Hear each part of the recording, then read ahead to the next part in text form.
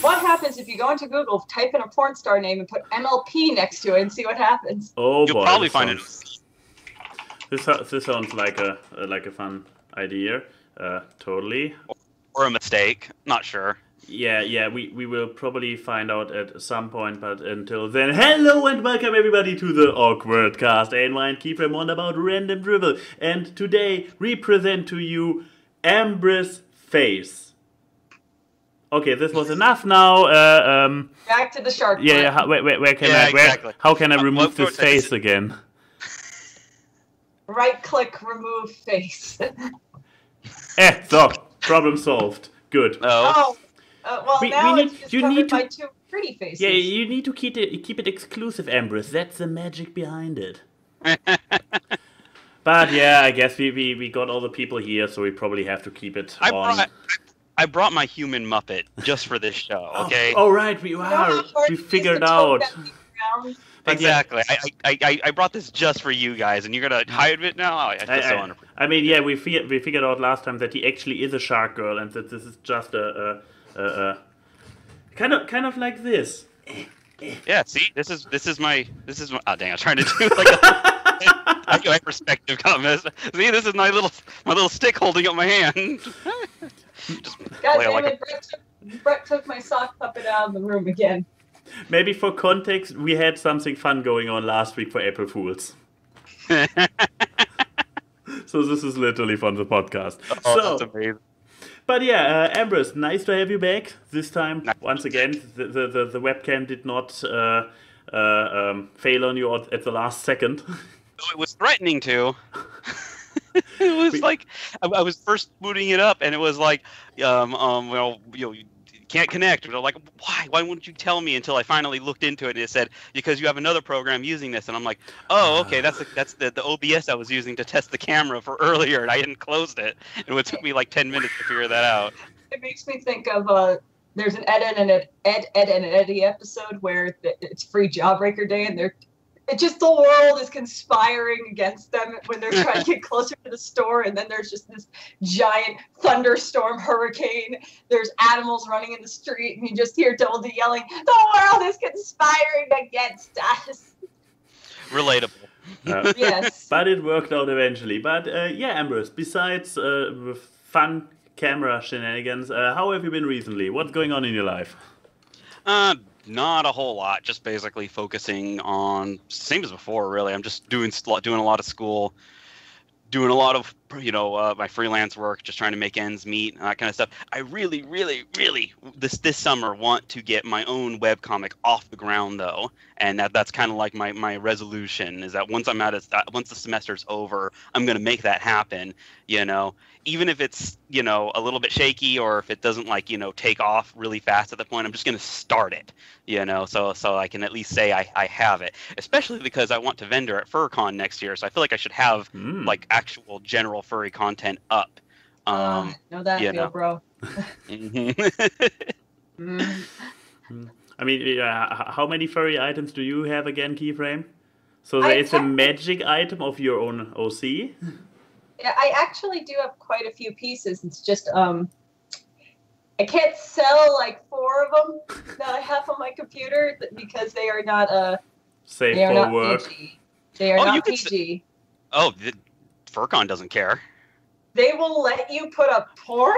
Yes, FurCon. Have you only been to PonyCons or FurCon is a different beast. They have people literally selling porn right there in the vendor halls. Is it one of those things where you have to cover it up on the display, or? Yeah, basically they'll have the display, and they'll have like a lot of people they'll have the display, but then they'll have like little glowy sparkly star stickers over the genitals or whatever. Yes. He's on them. That's great. I know, but then or they'll usually have like a folder for safe for work stuff and a folder for not safe for work stuff, and the big thing is the general rule is if you confirm that whoever is looking through the not safe for work stuff is over 18, no one seems to be like super strict about it, especially if you look basically like an adult. I don't think even I never really even see minors in there. So I think that's, it's definitely a very different beast than pony cons. So Beast, furry con. Not even intended. I just got that. Last horse crosses the race line. But yeah, I can confirm what Ambris is telling, and you can see for yourself at Euroferns this year, Keyframe. Oh boy. Yeah, and they also have usually an art auction, which also has an area where just there is a sign like, around this corner starts the not safe for work, so please be 18, kind of. Also nobody controlling it. Oh boy.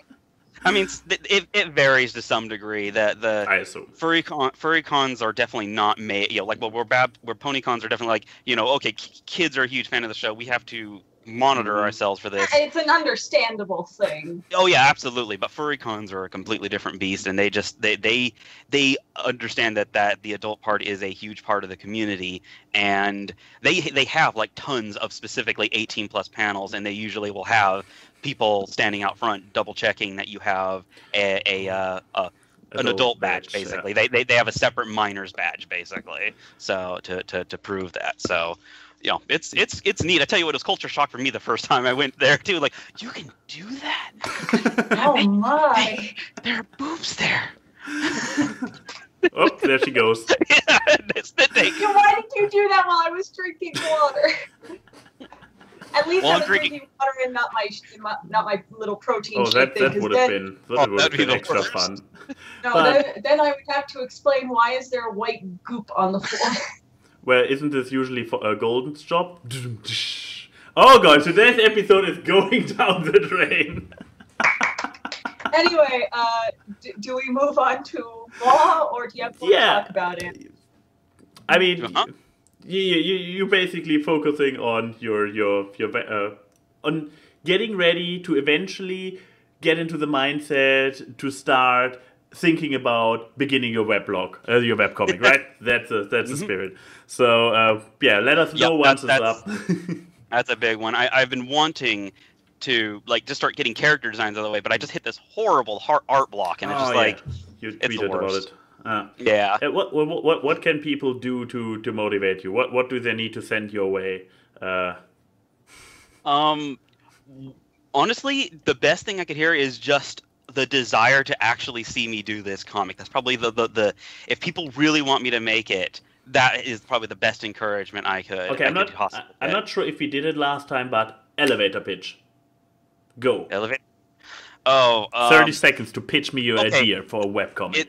The big thing about it is it's going to be a slice of life comic starring furry characters. The entire cast are basically going to be art students at an art college, because that's just something I can relate to, and I think that's just a little bit different angle than a lot of the furry comics out there. I smell a little bit of autobiographic influences there. Definitely, probably the two main characters have different aspects of me in them. That shark girl is actually one of them. She's actually all the pictures I've really put up for her are just sort of pinups, because she started out just kind of being, I want to draw a shark girl. Now she's totally evolved into kind of her own character. She's an aspiring, specifically a marine photographer is what she wants to get into being. So that's why she's at this art college. Her roommate is some species of dog that I haven't figured out yet. She's an illustrator, and so she's probably going to be more directly the kind of my experiences of wanting to be an illustrator. And they're just, I imagine, lots of it's very slice of life, very sitcom, I think, type of shenanigans going on. I might have more species of dog. You mean breed, right? Yes. I'm sorry. Really, this is all you took away from this Keyframe. I'm sorry. For a seasoned furry to say species of canine instead of a breed is just uncouth, good sir. We are furries, not veterinarians. I misspoke. Okay, you misspoke. I wasn't thinking about it. You made a severe lapse in judgment, and for that, I'm very sorry. We're sorry. Her species is dog. Her specific breed, I haven't figured out yet. Okay. She might be a mutt, for all I know. I'm not, but I could relate to being a mutt. Challenge. Make her. What's the faceless little ugly one's called? And what? Dogs. Face. The noseless little Oh, Pugs? pugs? pugs, yeah. Challenge. Make her a pug, but make her sexy. This is a challenge, because pugs are the unsexiest dog ever. And I You're so probably just cute. pissed a lot of people off by saying this. Pugs are adorable. I'm imagining like just a pin-up model in a bikini, but then just like a photorealistic pug face with a big turkey, like. Excuse me, I have something to do on Photoshop now.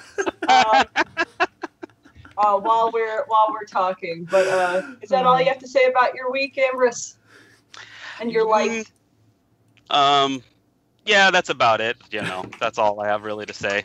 So, Keyframe, what has been going on in your life? Since I guess actually last Wednesday, since we had to pre-record the last episode. That is very true. I assume, how was BabsCon? Oh yeah, so Babs. It was fun. As always, I was playing one of the mascot characters along with vending, which, let me tell you, they should have given me a handler for my table. So, because the one complaint they had was like, where was your character all the time? Because apparently my character is a fan favorite because the character that I play, they specifically wrote the character with me in mind. Because the first BabsCon I did, I was one of the actual 3 siblings that are like the main characters. But they were... What's the name again? Of my character, yes. The con. My character is named Forshock. The first character I played was Silverspan, which is the little boy character. Forshock? Forshock, like the foreshock of an earthquake. Fore shock. But like, let me just ask you. You have a girl, a very curvy girl, play a boy character during the superhero theme, so you made her wear spandex. You're not going to trick anyone that it's a boy. Whoops. But so they were like, hey, but you're still a great actor. You know how to interact with the audience. You're really fucking good at improv. So we want you to still be there. So they wrote a character with me in mind, which is essentially the succubus, which is great. A succubus who constantly insults the audience, breaks the fourth wall, knows things about the fandom that she probably shouldn't know. It's great. Of course. I call the entire audience dirty pony shippers. So yeah, but it was of course, cool. The succubus would be the favorite. yeah. But yeah, I couldn't be on the floor a lot because I had to bend. But bending went really well. We had these 2 chrysalis shadow boxes that had the eyes sunken in, so its eyes would follow you wherever you moved. That within the first hour. Both of them, and they were both $60 boxes because they were big. My prints sold surprisingly well compared to the shadow boxes and cutouts. Usually those are what makes the most money, but no, it was my prints who prevailed. And there were some people that actually bought Amanda, which makes me happy. Because I was like, no one's gonna... BronyCon's gonna be the con where people actually buy general shit, I realize, but still it's just like, I don't care, I want to make this stuff anyway, because, like, you want to vend at FurCon. I want to apply for more general conventions like Anime Expo or Con Bravo and things like that. So I need to make the initiative to make stuff outside of Pones. Exactly. But I have the same conf. I would love to go to something like Anime Con, but that almost feels even like a step higher because it's like even bigger than FurCon, and I'm like, oh, that's intimidating. But you know, I mean, guys, guys watching, I might be overthinking it. when you are at a convention, would you really pass this one by and not buy it? I bought it. I loved it. I think the one thing, which I'm going to actually have at BronyCon, I have a hell story about getting these fucking prints printed. So again, I mean, I recall EQLA where Denim and I basically had to run around the entire morning to try to get the damn things printed. Yeah, this one is worse. So Blissey was here and everything, and no one had the time to take me to the UPS store to get fucking shit printed. But people were like, oh, it's okay, we'll just get them printed up in San Francisco. We went to 2 UPS stores. One didn't know how to work their own printer. Promising. Oh, The other one was like 15 minutes till closing. And I'm just printing shit. I'm not mailing stuff. I'm just printing. And I was like, hey, can we get these printed? And they were like, no, we're close to closing, leave. And I'm like, fuck you. Wow. So we went to Target. No, not Target. No, not Target. I just want to say, it's the last time I printed at Target, so... We went to Staples, which they had good quality prints. That Ambris has was that. But it costed so much more than what I get at UPS. But BronyCon, I'm going to invest in, like, an actual poster print company, not just a regular printing place. But, I know a guy. If you know, I know a guy who basically makes prints for people vending at cons. Basically, he has pretty good prices for them. You just need to let him know. Need to send it to him like about a month in advance of the con. Oh yeah, I was thinking that's an option, and also Purple Tinker, one of the founders of BronyCon, also does that, and maybe you should. That's what I'm gonna...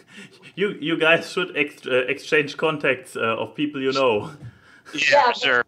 But like because the Amanda picture and the Human Rainbow Dash, a lot of the prints that I have, I originally make in poster size because I feel like the Amanda picture works much better as a poster, but I couldn't get them printed. No. But that's what BronyCon is for. But besides that, vending went well. The opening and closing ceremonies, which is what my character plays the most in, went well. With this one moment that I'm fucking happy about, which is great because goddamn, they told me to wear high heels anytime I was on stage as the character. And these are like fucking stiletto heels, which they hurt like hell. And I was in pain. I walked onto stage in the closing ceremonies. Everyone forgot their timing on the lines of them telling the villain to stop. And I had a bladed fan. And I actually know a bit of fan dancing, so I know a couple tricks and stuff. Despite my klutziness, I have some hand-eye coordination. So what I did is that I threw the fan up in the air. It did a spin, and I caught it while it was in midair. It did a pose. And everyone was like, oh! We didn't know she could do that. And I was like, thank God I didn't know I could do that either, because there was a 50-50 chance of that going terribly wrong. Well done then. I know, but BabsCon went well. It was my third highest earning convention. Ciderfest and EQLA still beat it, but not by much. And but my highlight was me and Silver Quill on, I think it was the Sunday. We weren't able to hang out for most of the con, and we make it a goal to try to, when we're at cons together, we hang out. So we went to dinner, we had a good time talking, and then we went back to the hotel, and we were talking to some staff people and everything, and then we went to the bar.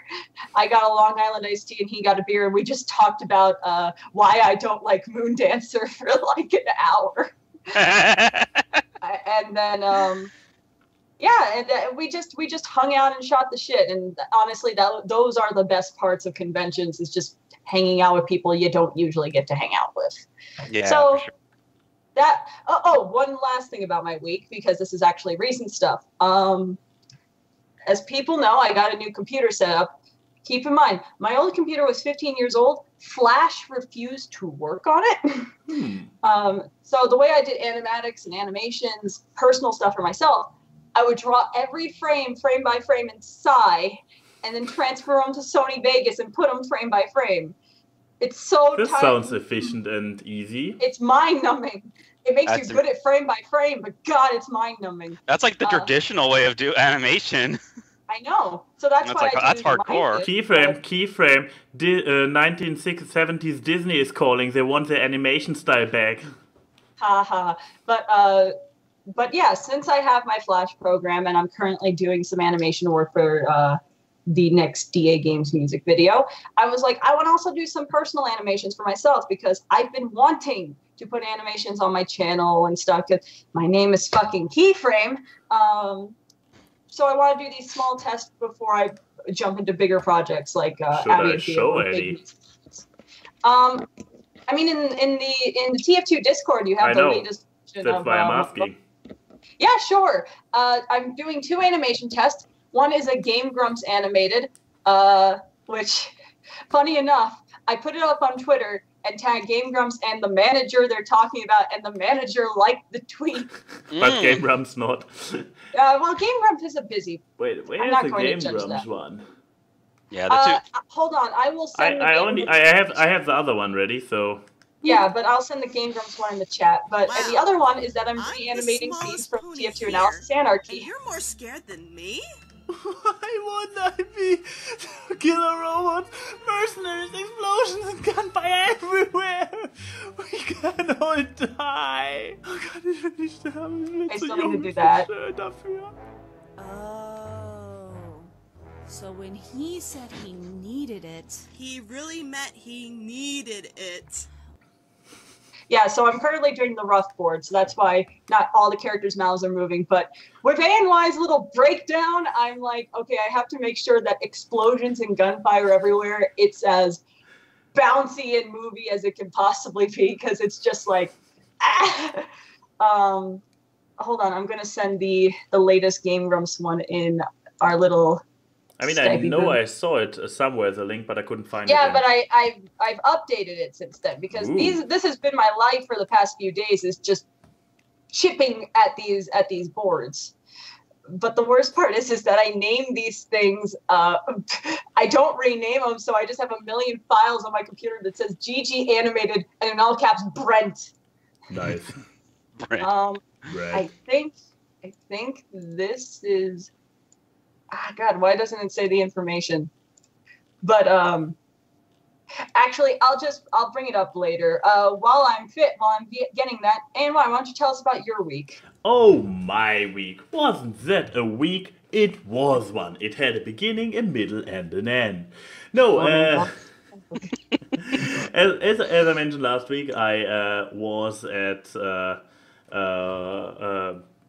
my old hometown Aachen, because my sister and her daughters were in Spain over Easter and the week after, so I was there to sit house and hound and chickens.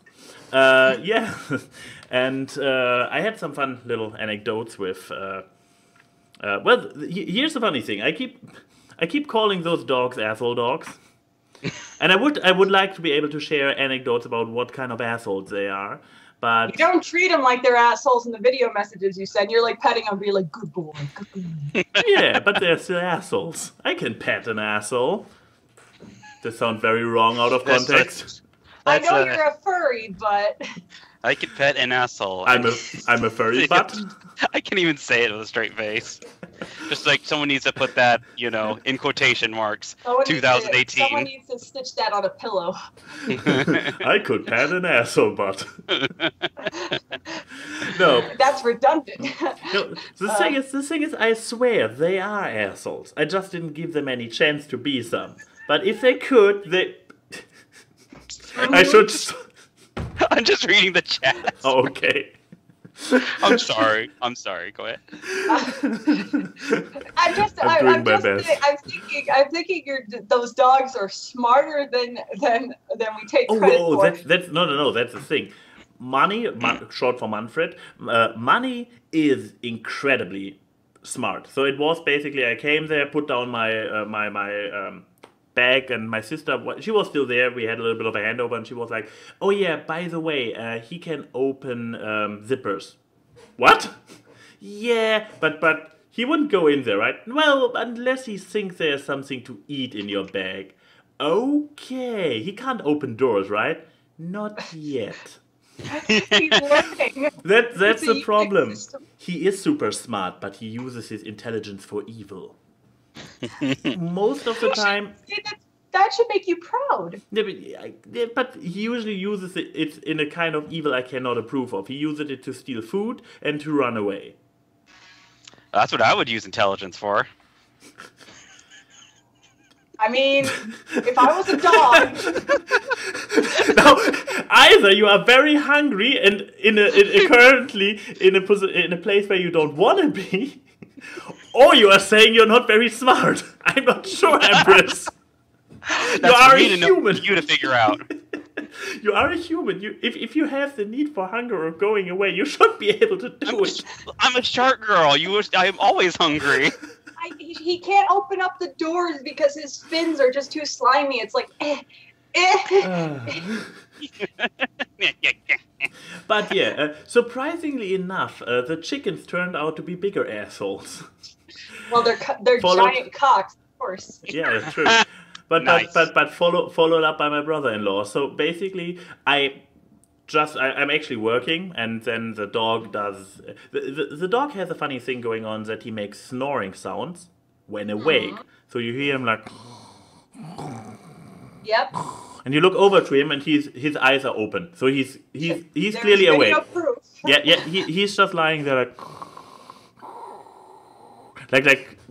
trying to throw everybody off guard. So like, oh no, the dog is fine, he's sleeping, but he's secretly watching you. It's like a little kid pretending to sleep. Yeah, but so I wanted to make video proof, so I stand up, step over, and I'm like, something's off with the perspective of the chicken.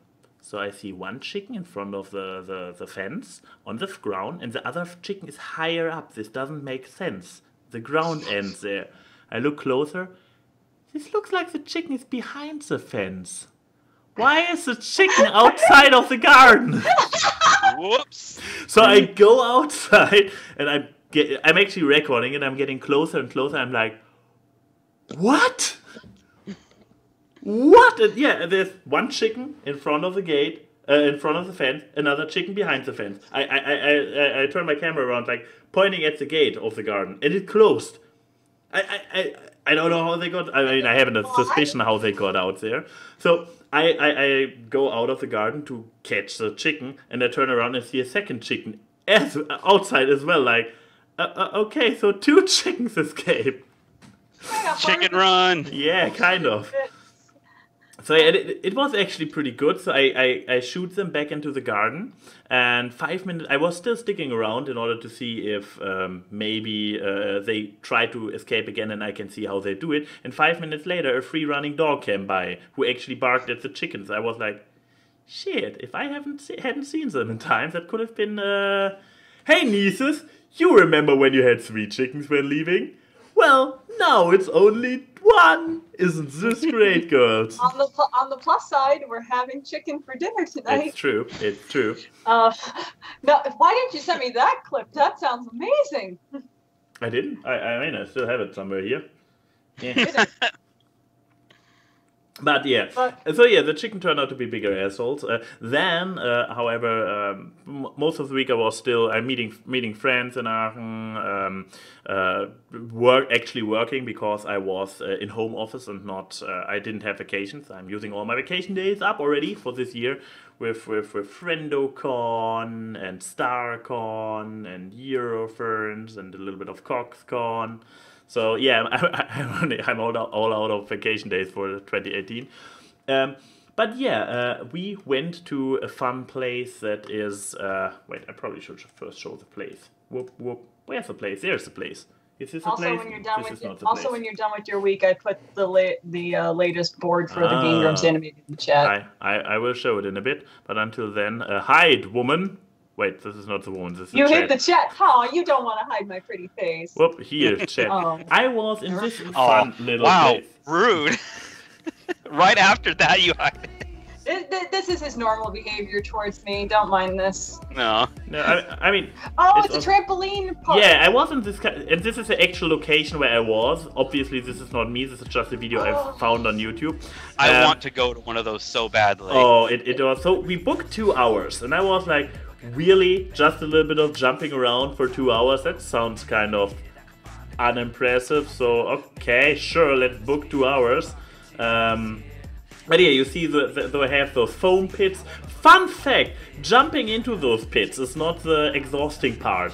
Getting out of there is fucking exhausting. Yeah, it's like a ball pit at like when you're a kid and there's the ball pits at like the restaurant playground things. Those things, you're swimming. Yes, but you can't even. It's even harder than ball pit, I would say, because you have foam. Yeah, you have single foam pieces, and so yeah. after an hour, the first hour passed pretty quickly, and I was like, okay, I'm not saying anything about the time anymore. Let's see. So, oh yeah, this one was a funny one. So this was actually the first one I went for, and at this point, when I wanted to jump up there in the very beginning, it took me like 10 attempts to overcome my mental blockage to jump up there, because I was, when I got too far, I jump. This was fine. And the moment I tried to change it, I was like, beep beep. Brain like, no, this looks dangerous, don't do this. And I'm like, god damn it, brain, I just want to have fun, you know?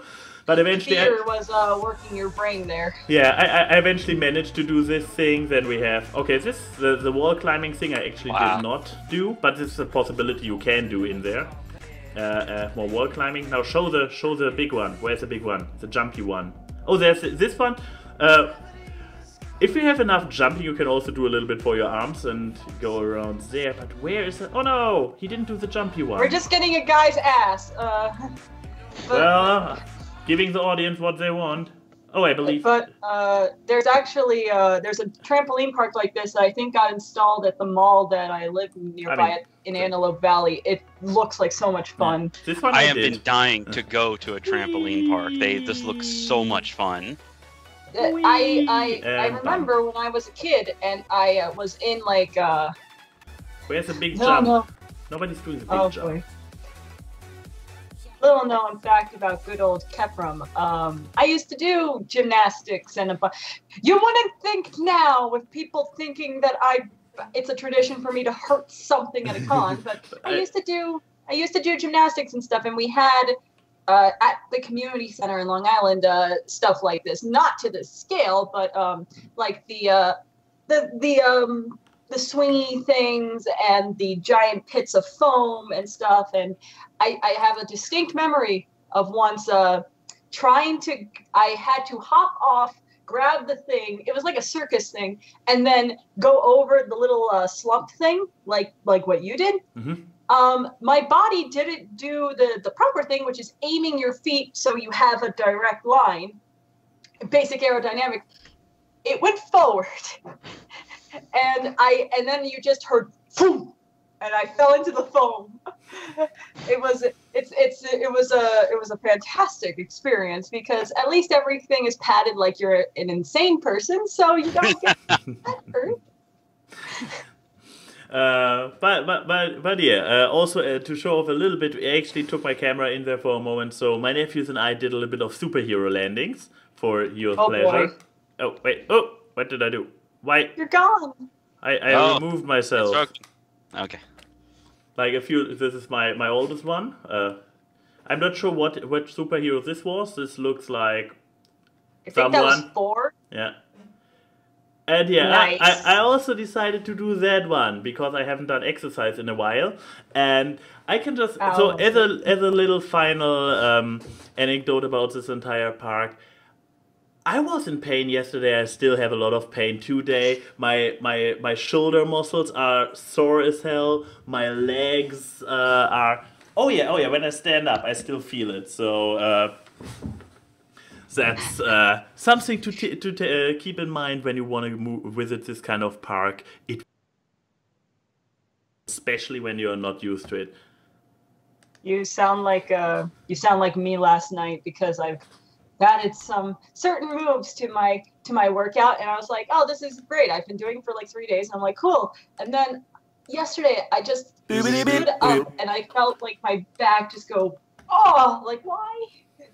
I heard a boopity boop. I just wanted to say I'm sharing sounds, aren't I? Yes, you are. Wee! Let's see the Google grumps, boo.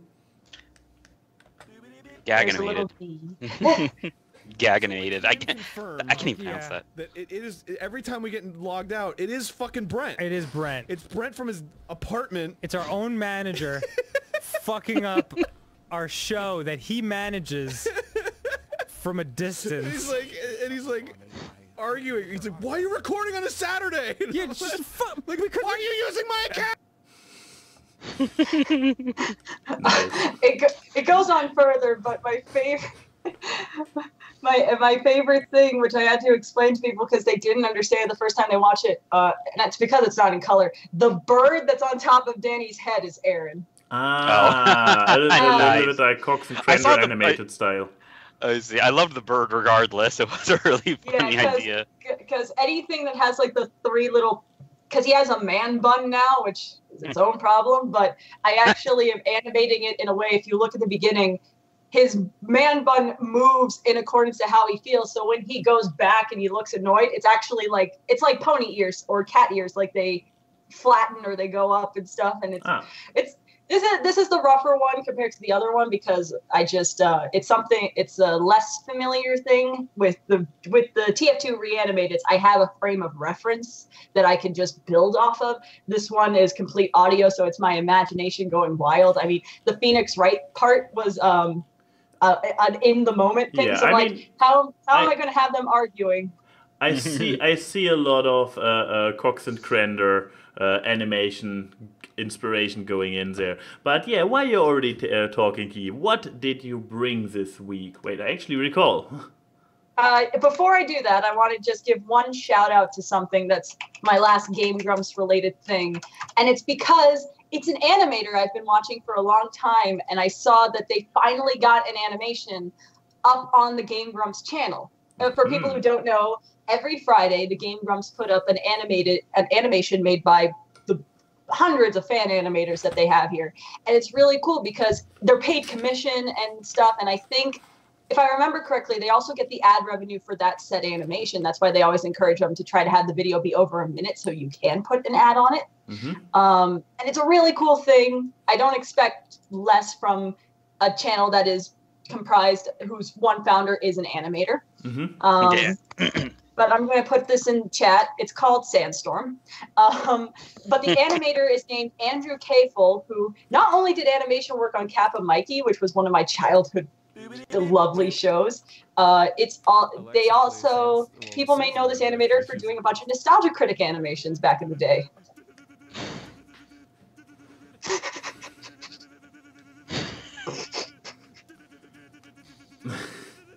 But yeah, obviously link to this one in the I description love down this below. animation so much. I love how they animate Danny. I like that his hair is just a scribble.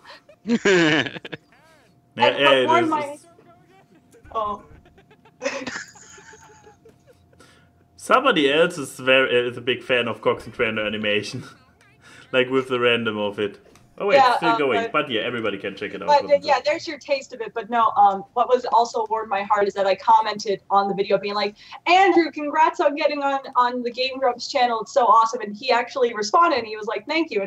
And then I was like, I asked him a couple questions about how the animation was made and stuff. And he was like, hey, I actually know some of your work too. And I'm like, oh, wait. Senpai? But it was cool. But my media for this week is A&Y has given me the blessing to talk about one of my blacklisted subjects. I missed forbidding it explicitly. No. I thought the thing of me talking about musicals, old animation, and the Beatles are just blacklisted subjects in general. But, you have resisted for quite a while, so. Thank you. But my media is the Scooby Natural, the supernatural Scooby-Doo crossover that aired last week. Oh my god, this is better than I ever could have imagined. And and they say Infinity War is ambitious. Infinity War is the most ambitious crossover event in history. I see something more ambitious right now. But no, to give a little backstory, when this was announced, I think last year, so many people were skeptical of like, how is this going to work? Because Supernatural is a PG-13 show.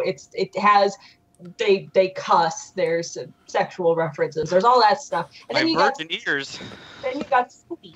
But I and we all know Scooby-Doo is not even safe for work. Oh, I mean, what do you think they do in the back of that van? But smoking weed. Oh, I was gonna say sex, but okay. When you have a bunch of when you have a bunch of teenagers in that weird in between of their life, cooped together in a van for long periods of time. But point is, ever since this thing got announced last year, I was always one of the people being like, no, this is a great idea. And it's because like that year or the year prior, they made the Scooby-Doo Kiss Rock and Roll Mystery Movie, which is objectively one of the best things I've ever seen. I've seen the the transformation sequences. I've seen those. They're amazing. But no, it's essentially when they do stuff like this, they deconstruct the Scooby-Doo formula and they do what you're supposed to do. Do tongue-in-cheek, not take yourself seriously when it comes to silly crossovers like this, which works really well. This is the kind of stuff that I like being seen in modern Scooby. But Scooby Natural, I watched it.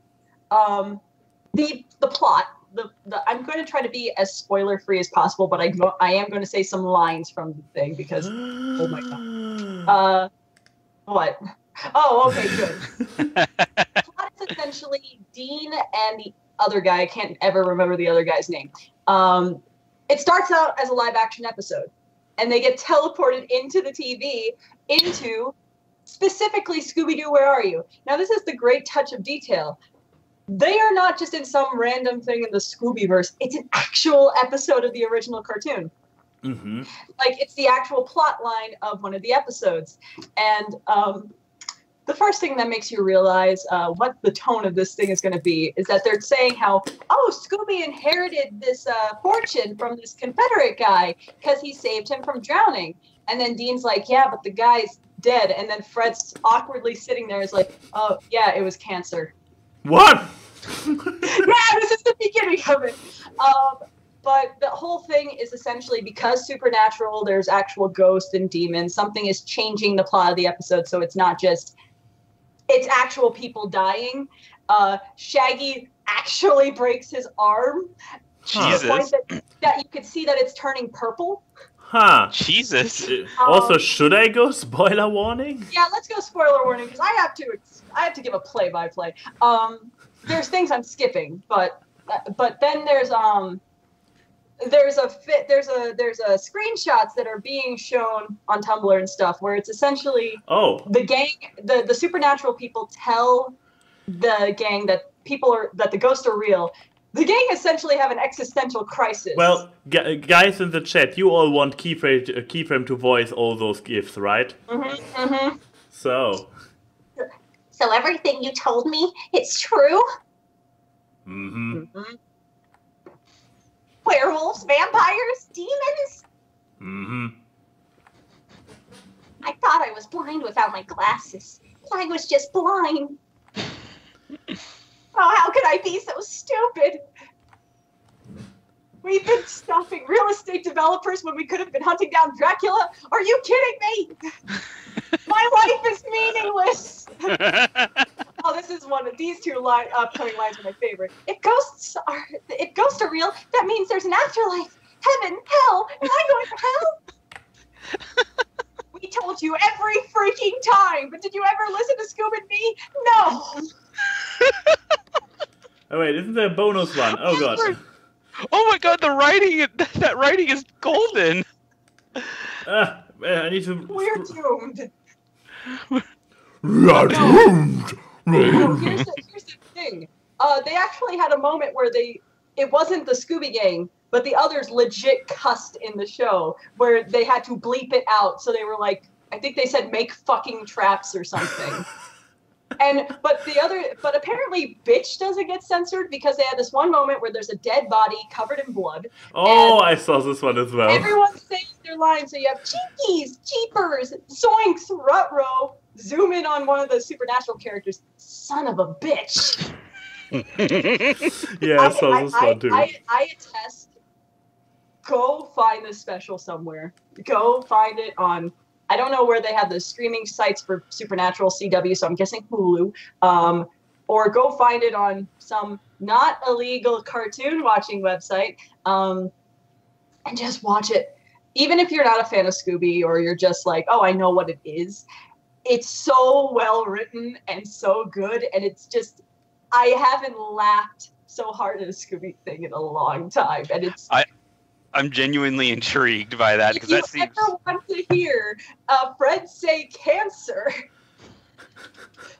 and this is all the normal cast of Scooby-Doo. So you have Frank Welker, all these people, Matthew Lillard. They didn't replace anyone, and it's like nice Scooby animation. It's so off-putting. It's amazing. So go watch it. This is a great crossover. How much of Supernatural do I need to know to appreciate this? I haven't watched a single bit of that show. No, I don't watch a lot of Supernatural. I know the gist that they're hunting ghosts and monsters. And they actually say that in the episode. They're like, hey, the Scooby Gang is like us. We hunt ghosts and monsters too. And they actually...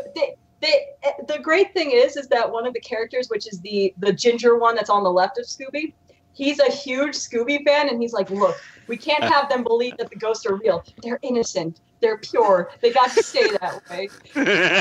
Nice. So I recommend this fully. This is just amazing comedy. It's some of the best written stuff in a while. So there you go. So, I just wanted to take a moment to point out in the comments earlier when we were talking about the van thing, someone said Scooby-Lewd, which was I feel like that needed to be appreciated. That needs to be a Tumblr tag from Scooby NSW, Scooby-Lewd.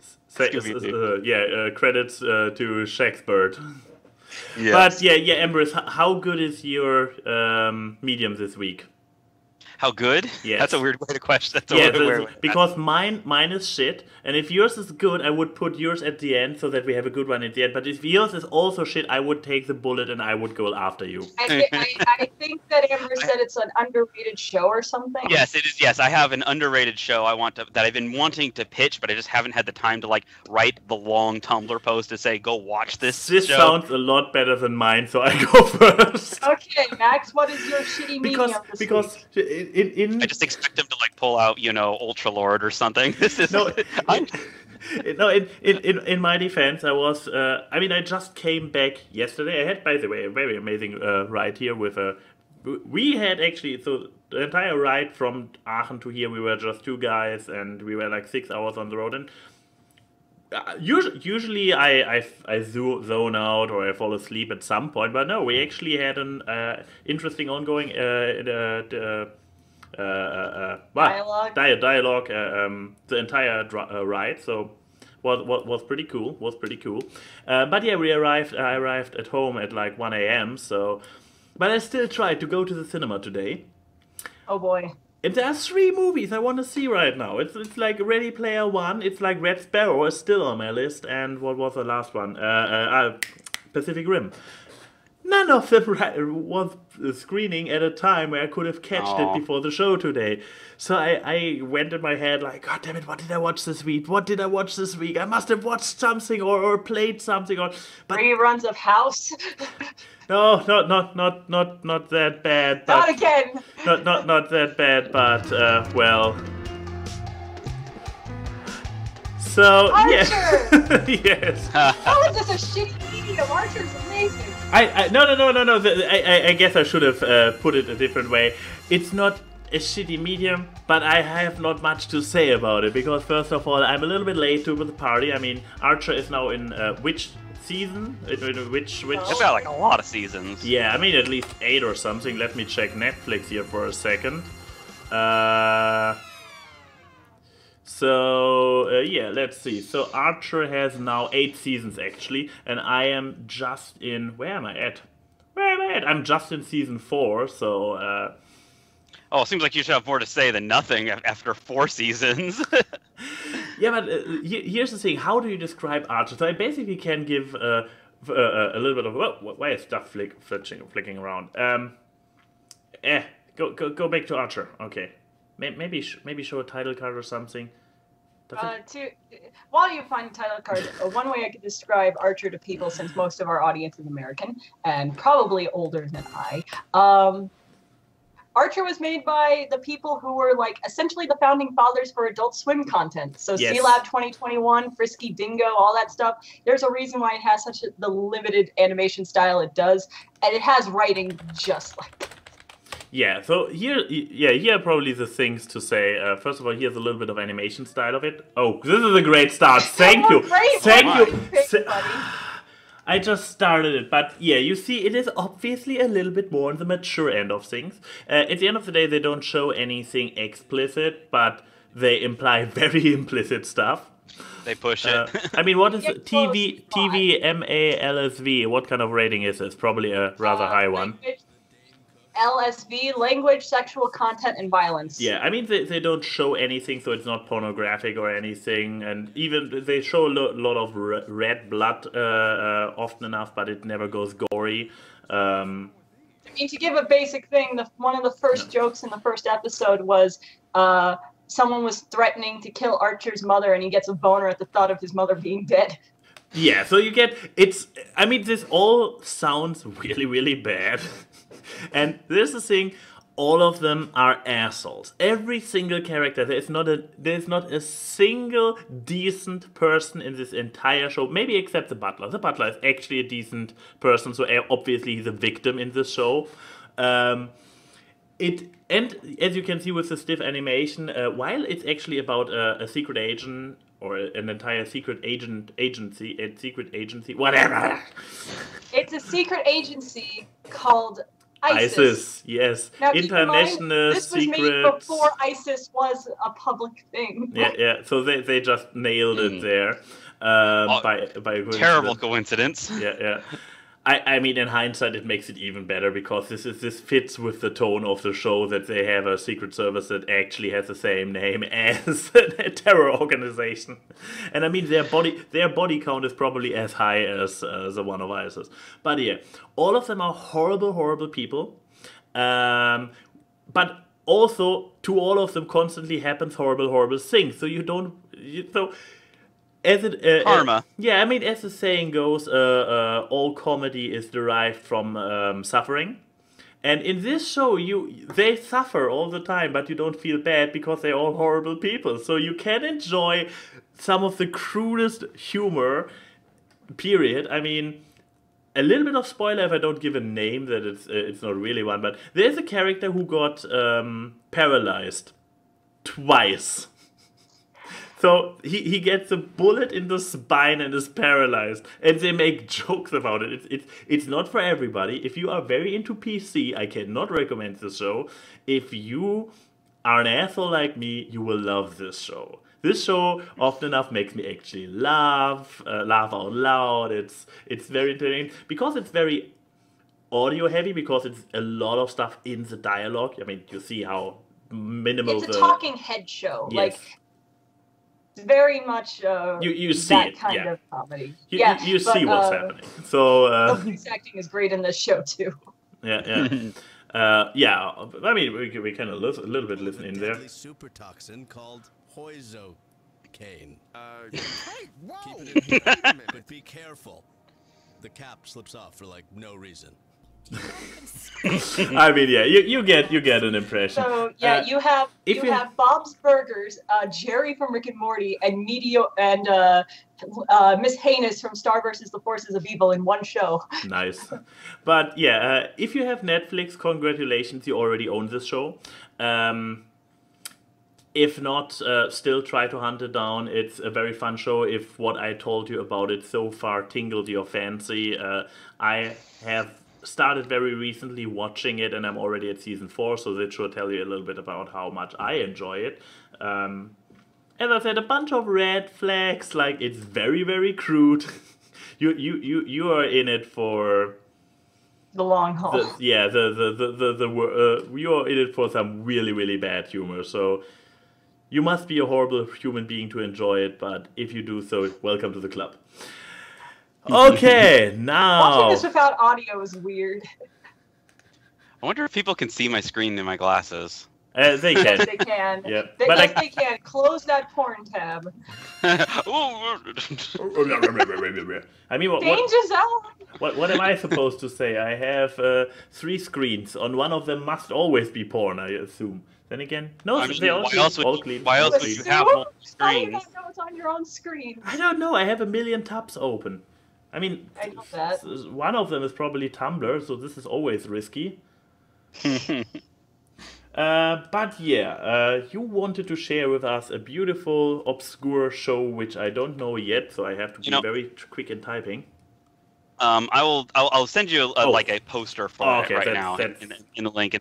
It's called. I'm gonna totally like eat my hat if like everybody's seen this show but me, but I don't see it anywhere on the internet. It's not that horse anime, is it?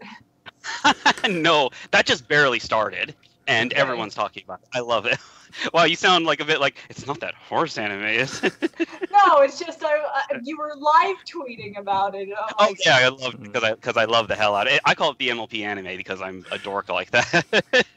No, this show actually anyone wants to tap into this MLP market. They want to get their bronies. I linked it right there. The show it's a French cartoon called Lolly Rock, and it came out a few years ago. Here's the best. Think of a fusion between Sailor Moon and Gem and the Holograms, and you have this show basically. You guys, I don't know if anybody's seen Gem and the Holograms, but me. But okay, good. Gem and the Holograms, and I read the Gem and the Holograms comics. There's a comic? Yeah, they actually made a modern reboot comic. I think 2 or 3 years ago, and it only ended, I think, a year ago or something. I've got to get my hands on that. It has a very similar style to this. So. Oh, really? That's interesting. This, yeah, but basically take Gem and the Holograms. You know, basically sort of the pop stars, teenage pop stars doing their whatever pop star things too. But they're also secretly magical girls that are fighting evil and trying to reclaim the key. It's literally the plot of Sailor Moon, but they're also pop stars. And it's such a good show. The animation about it is so amazing. It's only a few years old, I think, and it's like the background art is fantastic. Okay, yeah, there's an opener. It's just it's flash animated, super pretty. It has a lot of the same actors from MLP actually. The Talia there is Ashley Ball. Oriana is Tabitha St. Germain, and the main girl is Kasumi Evans, who is like Rarity's singing voice, but she's actually like a full character here. She's Adagio too. Yes, and Adagio, of course. That's like their main thing. She's Adagio. She's Adagio and Moondancer, so she's two good things in one. Couldn't say that with a straight face. It's a super cute show. I think it is, and the thing is, I have not heard anyone talk about this show. It's got 2 seasons. I want a 3rd season. They literally leave it on a big cliffhanger at the end of the 3rd season.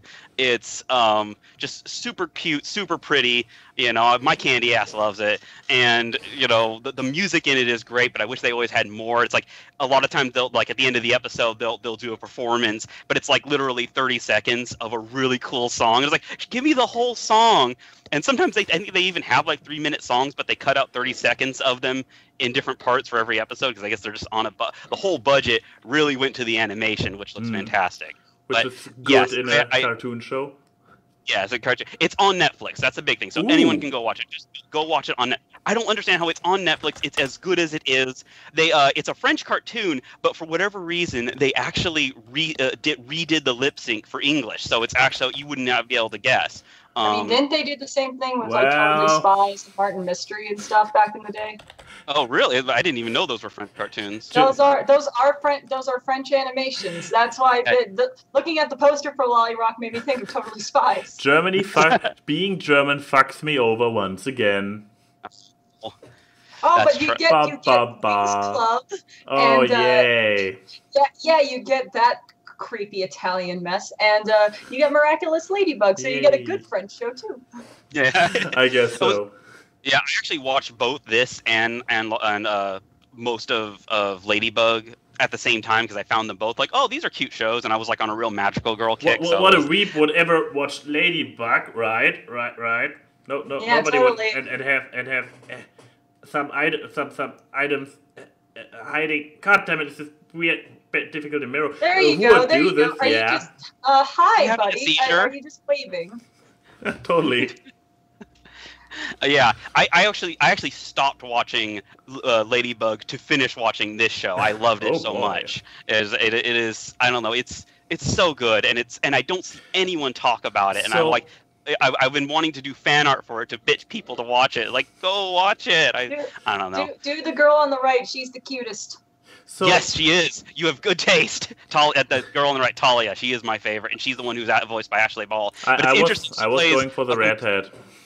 Well, Sorry? I mean, redheads are always cute, but I'm a sucker for the dark-skinned waifus. Yes, she is the best. She was always my favorite. But it's interesting. She's actually it's Ashley Ball, but she's actually playing a character who acts a lot more like Twilight. So it's a very, if you're familiar with MLP, it's kind of a weird disjoint. It's the same voice, but she acts like Twilight really. So it's fascinating. So like in this one episode when Rainbow Dash is imitating Twilight, and that for an entire show? Pretty much. I mean, she's not like, I don't know. She's her own character for sure, but she's great. The redhead is basically Pinkie Pie, in terms of. Oh, okay. So the redhead now became from a 10 to now a 20 because the redhead is really cute too. I just don't like picking redheads as the waifus because I think people start to think that I'm projecting. A redhead, green-eyed girl. I wonder what's your preference, Key. Yeah, I am a huge sucker for redheads too. No lie, but I don't know why. But just Talia's her entire demeanor and her magical girl outfit, that's their pop star, but they all have their magical girl transformations. I love Talia's the most as well. It just. I can't really describe it. They're all similar, but hers she's got like this really cool vest that comes over her, and when she transforms, she just has this super smug look on her face when she puts on the vest in the transformation. And I'm like, oh, I'm in love. Oh my lord, she actually has if you recolored her hair to be the colors of Twilight's Equestria girl form, she is just a dark-skinned Twilight. A bit, oh my god. Just a bit.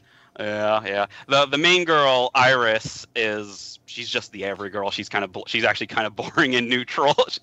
She's a little too neutral. I wish they had done something more with her. And in the second season, they actually add 2 more girls to the team. Yeah, there's Talia. Talia's transformation sequence. I love this. I love this stuff. Yeah, no audio. I can make it a little louder. No, we don't need copyright. Copyrights. Oh, her. I mean, if we talk enough, if we talk enough atop of that, then we should be fine. She looks like like Allura from freaking Voltron now. A bit, yes. Is this an actual magical girl show where the transformation makes sense that nobody guesses their identities because their hair color changes?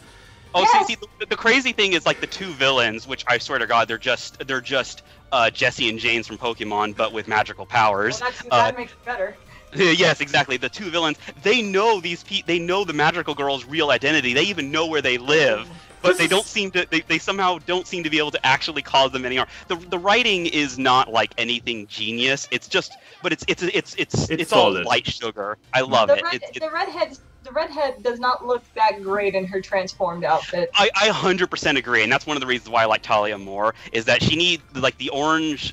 She needs more contrast, the orange is too... She should have been green! Her eyes are green! Just make her green. There's a great sequence where there's an episode, spoilers, not really, but spoilers, there's an episode... I can do it. No, this was the wrong button. Oh, it's over. There's an episode where she turns evil. The bad guys get to her and corrupt her so that she's evil, and she has like this really kick-ass black, white, and red version of her normal outfit, and her hair becomes like super scarlet instead of orange, and it's just like she looks so badass like that, and I wish she had kept something of that when they inevitably return to the status quo. I mean, here's the thing: the villain alternates of outfits always look cooler. Like yes, I know. Like, in Justice League, when they had this parallel universe, every single one, even Batman, looked cooler. And Wonder Woman, alternative reality Wonder Woman. Wait, I find a picture. You guys keep talking. Yeah, I'm sorry, but here you go. Without seeing your face, just. There's these little teenage girls. Oh shit. You don't set up good things for yourself. I'm helping you. He just wants to. What do I want to do? I was gonna say what he just wants to pet the asshole. I'm done. Bye. Goodbye. But no, what was I going to say? Oh yeah, in the show Tarzan, the Saturday morning cartoon version of Tarzan for Disney, they had this one villain who was like this queen of the animals and panthers and stuff, and she possessed Jane, and then Jane got this badass like black and gold loincloth thing and showed that Jane had fucking asked, hello. Yes. Evil always looks better. Like she has She-Hulk's outfit, but just with Wonder Woman colors. Yeah, that outfit is awesome. I love it. I know, right? And let me see. I'm sorry. Wonder Woman is my legitimately single favorite superhero character. You know, I absolutely love her. Well, Wonder Woman's my favorite DC heroine, tied with Black Canary, because Black Canary is. But no one wants to know what. Every time I say what my favorite superhero of all time is, everyone thinks I'm dumb. Oh boy, here we go. I'm curious. It's Plastic Man. Yep. I'm someone. There goes your credibility. I grew up in the silver age of comics, and Plastic Man was kind of that giant purveyor of it. And when I was a kid, the Batman series I would watch, besides the animated series and beyond, was Batman the Brave and the Bold. And they had Plastic Man played by Tom Kenny, and it was hilarious, and I loved it. The Blue Beetle's also really, really good. So. Oh, that was really quite cool. Yeah, Blue I think after Wonder Woman, I really like Batgirl. Those two probably my two favorite DC. Oh yeah, Barbara Gordon is cool. She's cool. First of all, redhead, but second of all, just I really like. I don't know. I just like Batman, but a girl. Yeah, Barbara Gordon is so good. Just makes me dislike the beginning of Killing Joke a whole lot more. But yeah, Ambris, on a scale from I don't know, Equestria Girls to Little Witch Academy, where is Lolly Rock? That's a really hard one to answer because I am here to ask the hard questions. I have an unpopular opinion in the sense that I actually, in terms of just pure writing, I was very disappointed with Little Witch Academia. I love the visuals, I love the characters, but the overall plot line I felt like fell apart. It didn't click. So I have a hard time. I watched it for the characters, and I watch it for the character designs, and I want to draw fan art of the characters. But the something about the writing. You and Buttermuffin. Yeah, you and Buttermuffin definitely want to. What? Captain Buttermuffin. Pudge Buttermuffin. Yes. Right, yes. He went full on into. He's lost. He dived in and never came out. Eventually, he dived right into. Right into Amanda's broom hole and never came out. Every now and then you see a little bit an Aiko from Kill la Kill pop up or one of his OCs, but usually it's just witches everywhere. I'm not complaining.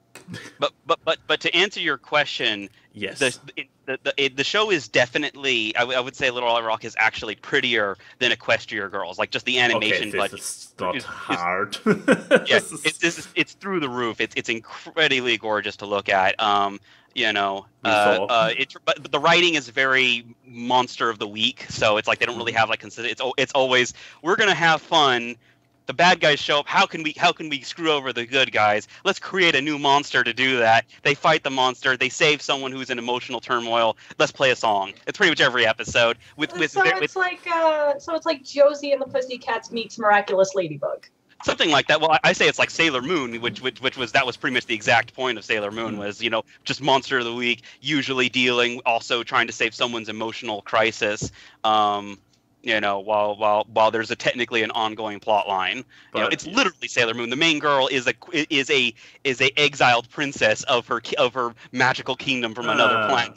Literally the plot of Sailor Moon. Except with the thing that it's already, with the little bit I saw of it, smarter than any other magical girl show by making a transformation, actual transformation where not everybody can identify them with one glance. And, I mean, come on, the Miraculous Ladybug with the characters who barely look different are close friends in real life and don't get who is who. Man, it goes all the way back to the beginning of Secret Identities. You got freaking Clark Kent and his glasses. It's God, yes. At least they had the in-canon explanation that Clark Kent has he also has the ability to hypnotize people and make the illusions and stuff. Depending on which timeline you follow. But this then I'm sounds just like going a to go into my made-up golden age bullshit. I mean, it is, but they also did it, I think, in the New 52. So I appreciated the explanation that, you know, this at least helps. It doesn't explain away everything, but it helps that Clark Kent, like, he completely changes his posture and body motion. Like, you know, while he's Clark Kent, he's all kind of slumped over, you know, and doesn't have, like, you know, aggressive power stances or anything. And, you know, with Superman, he's obviously the complete opposite. And just that change in body language makes people throw off. Yeah, exactly. And, you know, there's all kinds of Oh boy, this didn't take long. So we talked about it earlier, and the great thing. You have to hit. The great thing is that Keyframe, we have a very talented artist in the form of Keyframe here in the cast. I mean, nothing against you, Ambris, but I just saw Keyframe's unfiltered genius. So when we talked about earlier about take a pug. Take a pug girl, but make her sexy. Yeah. Keyframe used the time of the show, did it, and succeeded. And I'm not overselling this at all. Everybody be ready to fall in love with Pug Girl. Ambris' original character now given form by Keyframe, pouring all her talent into it. And I have to say it's beautiful. I already have my new waifu. Chat, are you ready? They can't be. Wait, hold on. I actually have an idea to make it better, but oh boy. But yeah, I guess we could move on to questions since it seems like we. I guess so. Yes. I have a question for you, Keyframe. Why?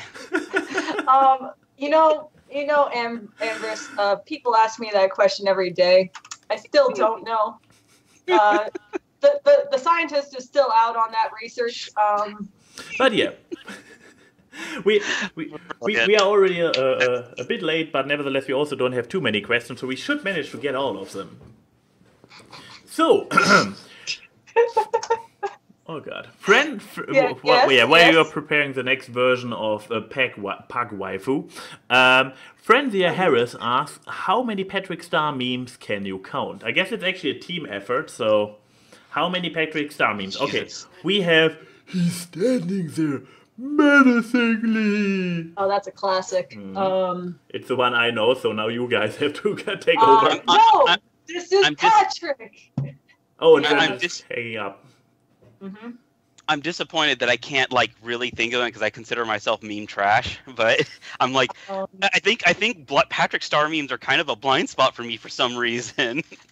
Then there's just the image of Patrick from the movie that just has him going like and people just stick him everywhere. Oh yeah, the little face. There's the more recent one where he's like, unless you just said this and I wasn't paying attention, the one where he's like hanging on the wall with the sort of menacing face looking down. No, that's not that. We didn't say that one yet. Then there's a really new one where it's him with like human eyes and a mouth that's really creepy. But yeah, I believe I've actually seen this. Yes. Here's the thing. If you told me just SpongeBob memes, I could go on for hours. Patrick Star memes. It's only Patrick. Fraser explicitly asked for. You cut out there, but I. Who you calling Pinhead is also one of. Firmly grasp it. Firmly grasp. Firmly grasp it's my favorite. Just.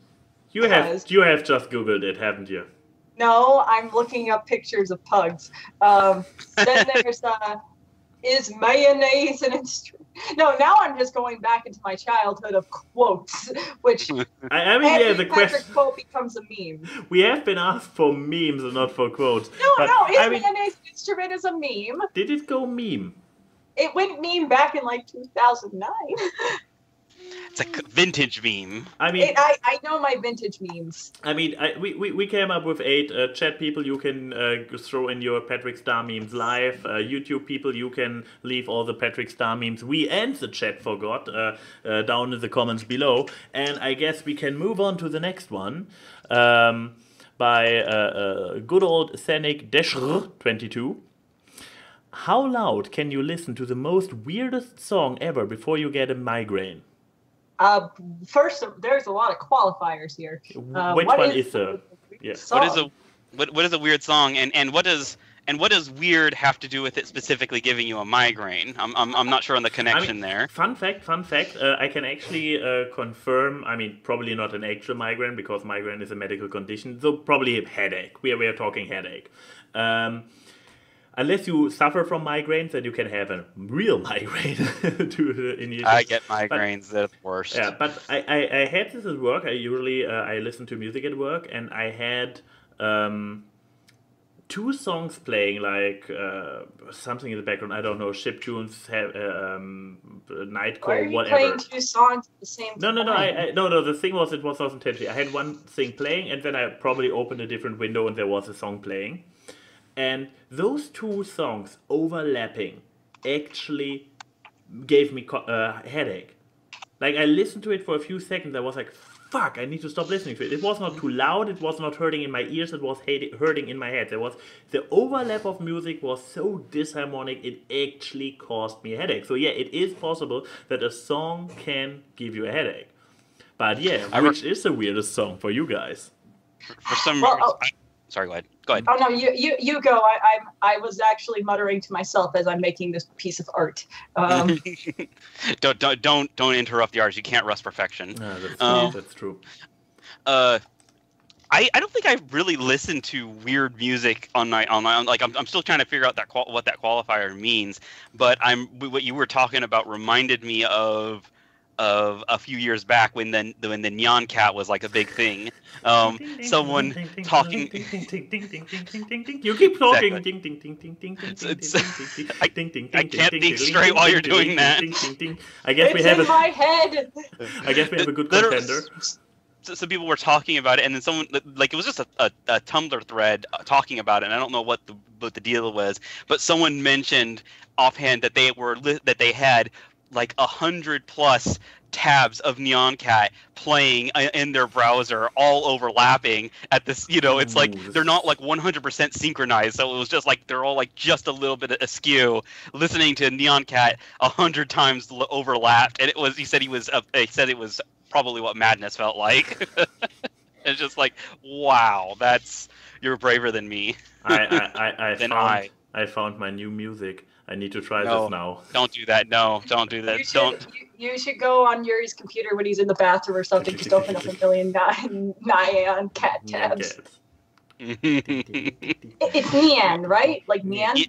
Nyan. Okay, back when that was beginning to be a meme, my school is one of those schools. Oh boy. One of my teachers was playing that every day for a month when we're walking into class, and he always called it the Nyan Cat.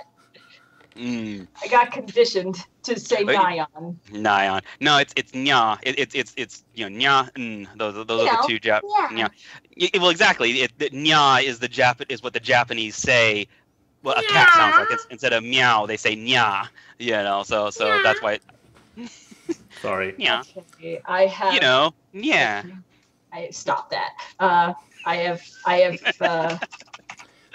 now, I think, made the pinnacle of my art career. It can only go down from here. Have you possibly outdone yourself? Yes, but for my song thing, see, the thing is, I don't know of the range of weird, because there's like Bjork kind of weird, where it's just weird mainstream stuff. Okay, I will say the one genre of music I do not get, and every time I listen to it, I get annoyed. I can't stand Nightcore. It's just sped up, pitched up music. If I wanted that, I would listen to the fucking Chipmunks. It literally is, and I listen to it constantly at work. Why? Why don't you just listen to the normal songs? I have a little weakness for Nightcore too, but it's because high five. We can.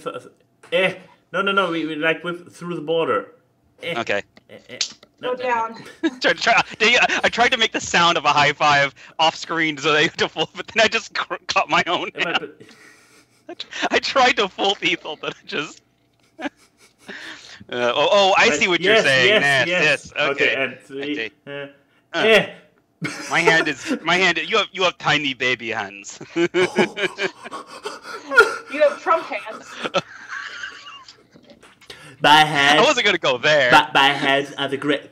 My heads are the greatest heads of all heads. I have fantastic heads. So great. Hashtag. Everyone says I have the greatest hands. My heads are so great. I have 2 of them. Wait, let me check. Yeah. Sorry. Speaking of which, there's a Bikini Pug 2.0. I decided to personalize it since it's A&Y's waifu. Oh, shit. Why is the bot part a ferret? It's unfair. It's A&Y's waifu, so that's the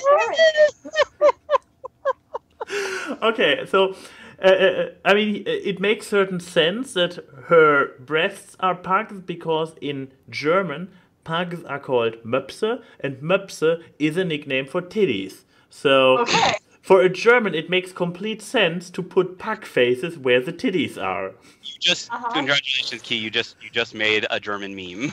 Yay! But yeah, oh, excuse me, beautiful pug waifu. May I touch your ferret? That's pretty awkward. I'll say that. No, not yet. We still have questions. Don't end the show like that. I'm sorry. I wasn't trying to end the show. I'm sorry. I forgot that was your end You thing. have been here before. You should know, Ambris. I'm sorry. Please forgive me. It's just like the show spontaneously closes all on its own. You messed with the national order. But oh God, I'm sorry.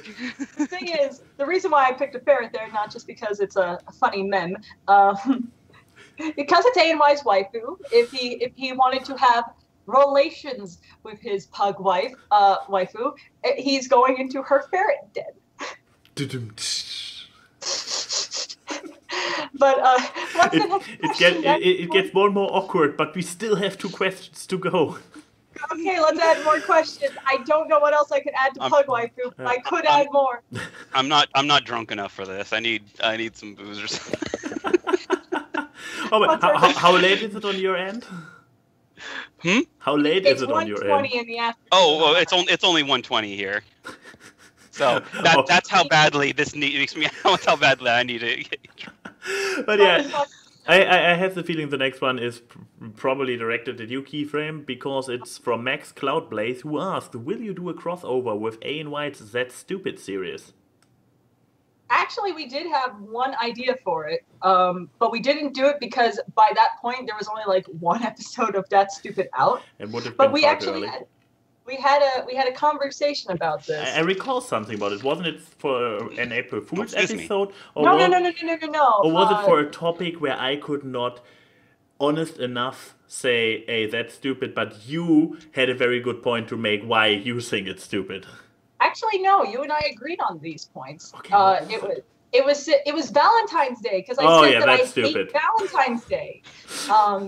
That I think Valentine's Day is really fucking stupid. It's true. I was talking with my friend Lauren, the Abbey Roadie, and she's a hopeless romantic. And you know what? I am to an extent too, but I'm not super into stuff like Valentine's Day. I'm not into... Your dreams have been crushed and you are jaded. Please continue. No, here's the thing, because I would have also added this too. I don't like obligation days, which is to me Valentine's Day, Mother's Day, and Father's Day. You shouldn't have to have a day to appreciate your parents. That's a very good point. It's like, to me, especially with Mother's Day and Father's Day, I think I feel more passionately about those things recently, is that... I mean, my parents would wish to get appreciated at least 1 day a year by me, but... Yeah, at least if you have okay parents. I know there's qualifiers for that too. Trust me, I do. I'm just a horrible son, so... Oh no, you're just... Yeah, you're a horrible son. I'm not talking... Wolfgang and whatever your mom is, I feel bad for them. But no, the thing is with Mother's Day and Father's Day, it's like, just call your parents once a week, text them, say you love them, and I especially have more of a bile towards it because I'm so. Do I have to? I'm someone who's, to be one serious note for a minute in this podcast. I'm someone who lost a parent. And even though I took care of my dad and I did all that, I still wish I had more moments where I could tell him how much he meant to me. And especially since the last 2 years, it was only the last year that I actually reconnected with both him and my mom, because everything that happened beforehand. So that's why I think that having just one day where you feel like you're obligated to show respect and love for your parents is just stupid, because you don't need to do a lot. You don't need to do this really extravagant thing, because they're your parents. They love you. They took care of you for probably 18 plus years, and they still allow you in their home, hopefully. And they don't ask for a lot. They just want you to be happy, and they want to know that they're loved too. And the same thing is with Valentine's Day with your significant other. Yeah, there should be the same rule. And when you do it on those respective days, it just feels disingenuous. Mm-hmm. So it's fucking stupid. But that was actually an idea for me to do a crossover. But because it would have been the second episode of the show, Max was like, "It's a good idea." I like it. But it would have been too early for a crossover. The idea I think you were thinking of, that was an April Fool's idea, was that I was like, "Hey, you know what would be a great gift for my birthday? Doing that stupid about me." And you were like, "Well, I would have enough material, but..." I can't recall it, but I can totally agree that this sounds like something I would say. But yeah, so there's your answer. Maybe down the line we'll do a crossover, but I think we're only 5 or 6 episodes in. Yeah, and the other thing is that you would have to create a complete human puppet with a bunch of poses for yourself. Which is something that is possible, because little That Stupid update for you people who watch it all. I mean, actually, some of your That Stupids have hit 1,000 views and stuff, so it's starting to grow. Mm-hmm. I'm actually redesigning A&Y's puppet, so he's not a stick figure anymore. Yeah. So maybe at the same time I make a key puppet, or a puppet that looks like me, so a cosmic. In case you ever want to branch out on your channel, then you have it at hand. I mean, so. I am. It's just I am. It's just that I'm so busy with so much other shit that it's like I need to have a reason, an excuse to do it and justify it at that point. But there's your answer. If you want a Keyframe crossover with That Stupid, go spam his comment section and give him views. Yeah, that's a good point. Motivate me to put more effort into That Stupid. A shameless self-promotion. Anyways, I got one more question? I got one final question by our local jeans-wearing not samurai. Okay. Denim ninja. Yeah, I got it. I wasn't sure. That sounds like the Chinese knockoff. Jeans wearing samurai. No, it would no. If it was a Chinese knockoff, it would be like corduroy samurai or khaki samurai. I mean, denim is basically jeans, so it needs to be something else. But yeah, the question is, which social media platform is your favorite, and which one should just disappear? This is actually a tricky one. How about Ambris is our little social media butterfly? How about you start this? You're the only one here that doesn't use YouTube, but all the other media, so you're actually the best one to ask. Man, it's such a weird thing for me to ask, but because I am on all these social media. You are a purist, and you are still on MySpace. I get it.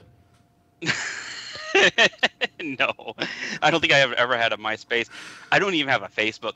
The truth is, I don't really like to do a lot of social media.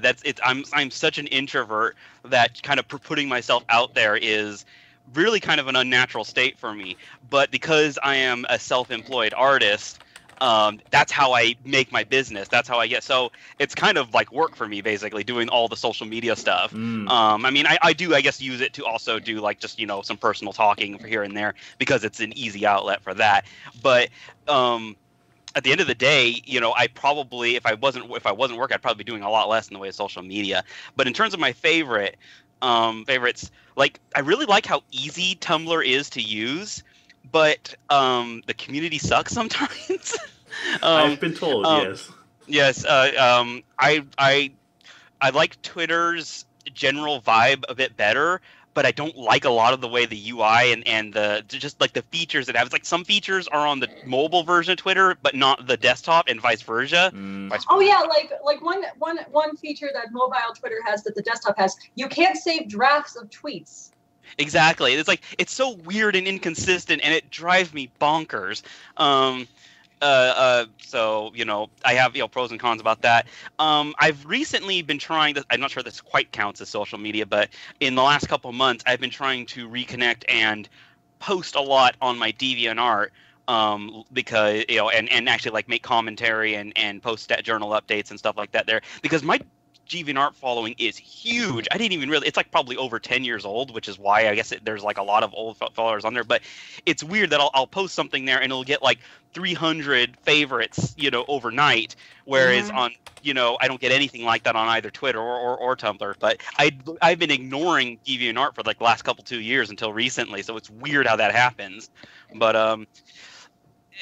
at the end of the day, if I feel like there's a lot of other social media that I don't get. Like I've never done Vine. Vine doesn't exist anymore, I guess. It's coming back, man. It's coming back. There you go. I'm not They're calling it Vine too. I'm not surprised. Good job, I guess. I can't say I would get rid of any one in particular. They all have their pros and cons, unless I'm literally. But if you have to choose, you have to choose. If it's not social media, but the closest thing I could choose that I objectively want to be gotten rid of is. I just realized this is going to go right that poorly. I wish we could get rid of Skype, because I hate Skype. And we're using it to do this phone call now. I think it's less that Skype needs to die. Skype just needs to get new people to fix it. They just need to literally... They need to not be part of Microsoft. Yeah, that's the thing. Skype was cool. Skype was awesome. I have a friend who used to work at Microsoft, so he talked to the Skype people, and everything at Microsoft sounds like a gigantic mess. Like, Skype is literally, from what I understand, aspects of programs layered on top of each other multiple times, and when something breaks, it's like they don't go into the core of it to fix it. They just put another thing on top of it to compensate, and it's been doing that for years. It's like Skype just needs to be. They need to do a Skype too. They need to completely trash the original and just do a brand new one from the ground up, I guess. But if everything I've learned about Microsoft is that they don't do anything smart. It's like making a bean dip that's like 20 layers, but it's like that doesn't negate the fact that there's bad parts of the bean dip. Yeah, sorry, that was a long answer. Go ahead. No, it's fine. What about you, Max? It's an interesting question. I mean, I have not touched so many, like the Instagram, the other one with the little ghost thingy. I've never touched them. I don't even know. Snapchat, yeah. I never touched any of those, so I can't really say a lot about them. For the longest time, I would have said fuck Facebook, throw it out. I really only use it for for instant messaging with people and having friends from real life from years ago. Still, one contact I'm not using, but at least I have it in case whatever it comes up for a reunion. Like the 30-year reunion, it's cool to have the people from the school and the college and the apprenticeships. I have them all on Facebook, but beyond that itself is pretty much crap. However, recently I came across this group called The Cosmic Joke, and it brings joy to my day. It's a closed group on Facebook which posts a lot of stuff which might be a little bit offensive to the weaker minds, like, oh no, they can't tell this kind of. I mean, it's not even that offensive. It's just like it has a little critical undertone for everything. So they make fun of everything. I mean, the cosmic joke, it's in the name, and they don't do crude humor, but nothing is safe from posting there.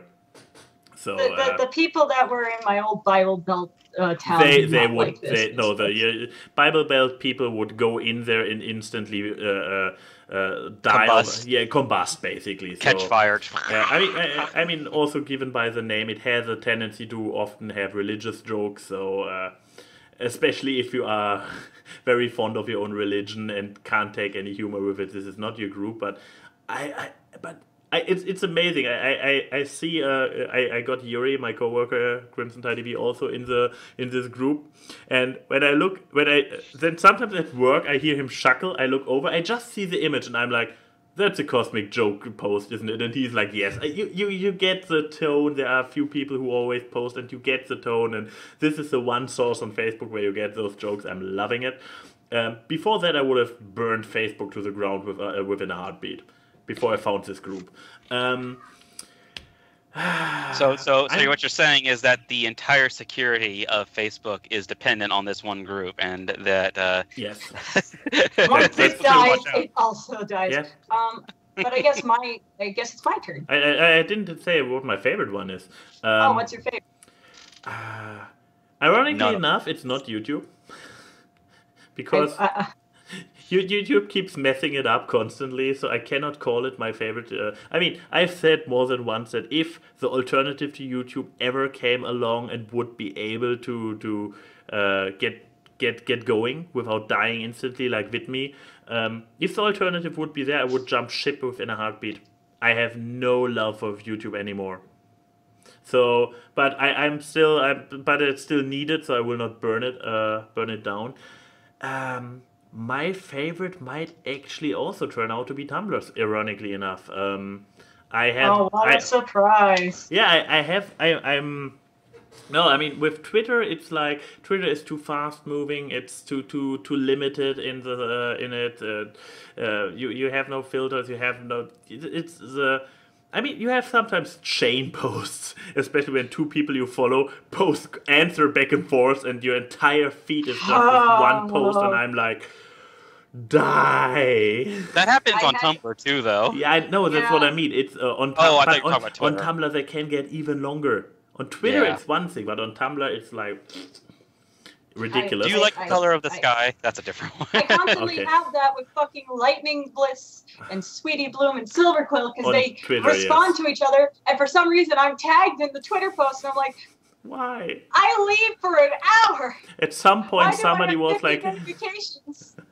But yeah, so yeah, ironically, it would be Tumblr because I have not been gotten in contact with any of the infamous Tumblr social justice warrior corner, and the other way around. They also, none of them have targeted me so far, so I can just do my thing in my bubble, follow cool people, follow cool content, and yeah, it all works out fine. So except when you're accused of being a communist.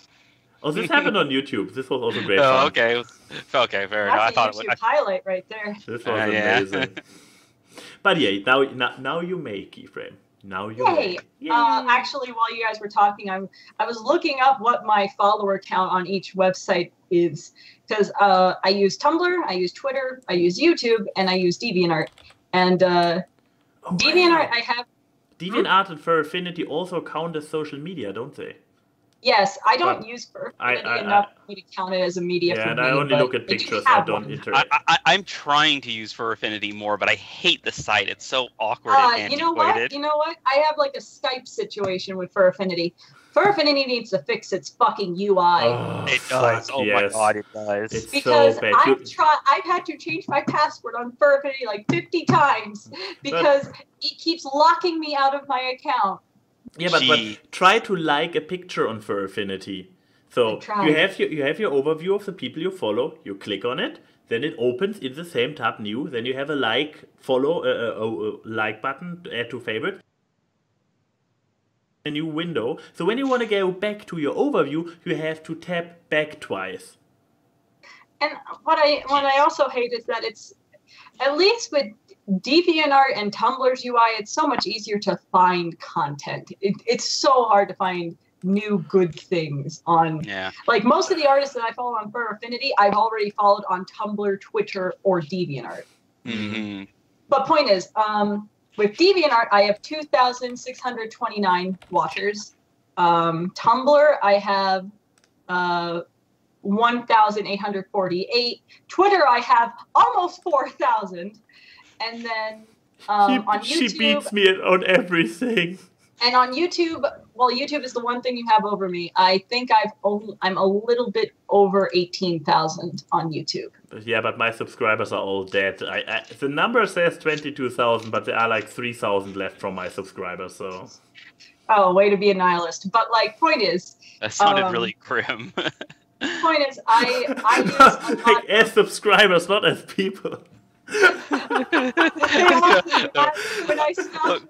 When I stopped making pony videos, they all gathered up at a con, all wearing vests and drank Kool-Aid. Now they know. Now there's a reason why videos are watched. It's wait true. for the great It's replay true. button in the sky. Great replay. But Oh god, that's brilliant. I love my it. depressing stuff is funny. But I would have to say the one, at least of the sites that I use that I like the least, I would say Tumblr. Keep in mind, I love the art on Tumblr. I love the people that I follow. But I'm one of those people that have been confronted by that toxic part of Tumblr, and also not just that I've seen it, but it's also the fact of so many of my friends give me shit because I do like Tumblr, and they have a negative view. They start to have a negative view of me until I explain, no, this is what I do on Tumblr, because they automatically assume I'm one of those. I'm one of those Rady fans. You have the green hair and the short green hair going on there. Just thought it looks cute and like anime. If anything, I agree, but the thing is, this is also a look that some Tumblr people might spawn. Oh no! If I had my glasses on, then wait, hold on. She's going all Tumblr. These aren't my glasses. They're golden foxes, but I haven't gone. Social justice incoming. No, too little of a frame. No. Oh yeah, I need to have like the bigger Buddy Holly glasses. The glasses are not obnoxious enough. Sorry. I hate wearing glasses, but no, it's just simply I don't think I look good with glasses on. But point is, I just don't. There was one tipping point where I'm just like, oh my god, some of these people on Tumblr just annoy the hell out of me. There's this artist I follow that does animatics for the musical Be More Chill. She got commissioned to do animatics for the entire play. Mm-hmm. And she listened to the music before seeing the recordings and what the actors actually look like. So she's doing her own interpretation. And everyone's giving her shit because she's like, why does... The main character's name is Jeremy. Why does Jeremy have straight hair? He's Jewish. I'm just sitting here like, you guys do know that the complaints that you're having is perpetuating stereotypical features on people. Mm-hmm. There are straight-haired Jewish people. It was just, or they were like, oh, you're whitewashing a character. It's like, you do realize that... This is always amazing. I love it. You do realize that in stage productions, they change the actor's race depending on who plays them. In Hamilton in Chicago, Aaron Burr is played by a white guy. Ooh! But I guess that's the reason why I don't have the problem with Tumblr, because I see this kind of post and I actually think it's super funny. I mean, there's a cynical part of me that finds it funny, but I feel so, because it's like, it's not like one of those things where you just see a random person get attacking an op, the original poster. It's someone that I follow, that I respect, that I think is really good at the stuff that they do. And she was like, besides the animatics that I'm doing, I'm not going to make any more artwork of the fandom because I offended so many people and I'm so sorry. And I'm like, you should not be sorry. Yeah. I'm going to give the link to Max so you can follow her Tumblr and stuff because she's a great artist. Her name is Calc Comics, and she's really good. Show her love and support because, god damn it, the musical community sure doesn't. But so that's my least favorite. I wouldn't want it to disappear. I would want the people on it to disappear. I want genocide. I just wanted to say we already talked about people dying when they subscribe to us on YouTube. Now we also want certain people to die on Tumblr. As my favorite social media. Sorry. Yes? No, I was just going to make a dumb joke. Oh, I love dumb jokes. That's what this show is all about. Just don't make it too awkward. Otherwise, we have to end it before Keyframe can give her favorite social media. there's no build up to it now, as it was only funny off the cuff. I was gonna Now I want to hear it now. I was gonna make a joke about, oh, you really are a mad German scientist or something like that. I am. It's totally not funny anymore. But it wasn't funny in the first place. But like, Thank you. No problem. We love our friendship guests. But no, my favorite media. Well, Twitter is the one I probably use the most often. There's a reason I have 4,000 followers. I would actually say, despite all of its problems, because of the fact that it was YouTube that connected me to the first influencers that I met that eventually became my friends, YouTube is still my favorite media. You're because just even biased. It's how I knew who you were, and then we met. And now look at us 3 years later. Yeah. But like, what? What are you going to do to denote this sweet, sentimental moment? Look at us, 3 years later, running this great, successful podcast. We got Jesse Cox on the podcast. You can't say it's not successful anymore. With not even 400 views. I know you just fucking Cox and yours. Oh well, that was awkward.